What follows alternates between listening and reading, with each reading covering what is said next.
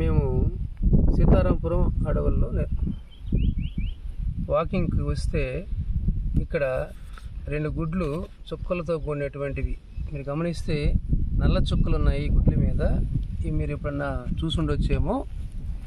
ఈ గుడ్లు ఉత్తీత పక్షి అనేటువంటిది పెడుతుంది.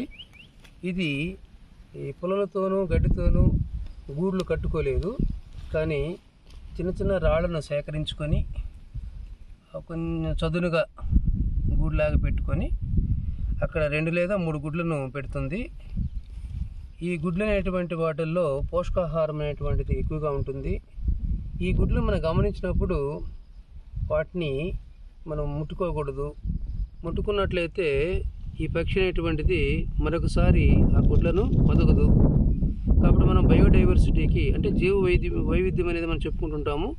ఈ మొక్కలు జంతువులు అనేటువంటివి ఎప్పుడైతే సమతాస్థితిని కలిగి ఉంటాయో అప్పుడే బయోడైవర్సిటీ అనేటువంటిది డెవలప్ అవుతుంది.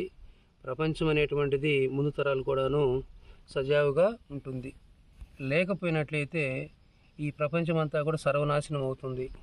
ఈ ఐన్స్టైన్ చెప్పినట్లు తేనెటీగలు ఎప్పుడైతే అంతరించిపోతాయో ఈ ప్రపంచం అంతా కూడాను అంతరించిపోతుంది అని చెప్పారు. అంటే తేనెటీగల యొక్క ఆవశ్యకత మనకు అందరికీ తెలిసిందే. అవి పరపరాగ సంపర్కంలో సహాయపడతాయి, మొక్కలు సమృద్ధిగా పెరగడంలో సహాయపడతాయి.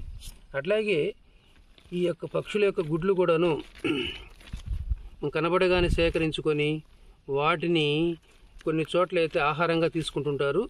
కాకపోతే వాటి సంతతి బాగా పెరగాలంటే ఈ గుడ్లను మనము దొంగలించకూడదు. అలాగే వీటిని టచ్ చేయకూడదు. ముఖ్యంగా టచ్ చేసినట్లయితే మరొకసారి అవి ఈ యొక్క గూడును కూడా వదిలేసి వెళ్ళిపోతాయి. కాబట్టి పొదగబడవు, వాటి నుంచి పిల్లలు రావు. కాబట్టి ఫ్రెండ్స్, ఎక్కడైనా మీరు చూడొచ్చు కానీ గుడ్లను, కానీ వాటిని టచ్ చేయకండి. ప్లస్ ఆ పక్షి ఎప్పుడైతే దగ్గరగా ఉంటుందో దాన్ని కొట్టడం కానీ ఏం చేయకూడదు. కాబట్టి మనము భవిష్యత్ తరాలకు మొక్కలు జంతువులు ఉండాలంటే మనం వీటిని సంరక్షించవలసిన అవసరము ఎంతైనా ఉంది.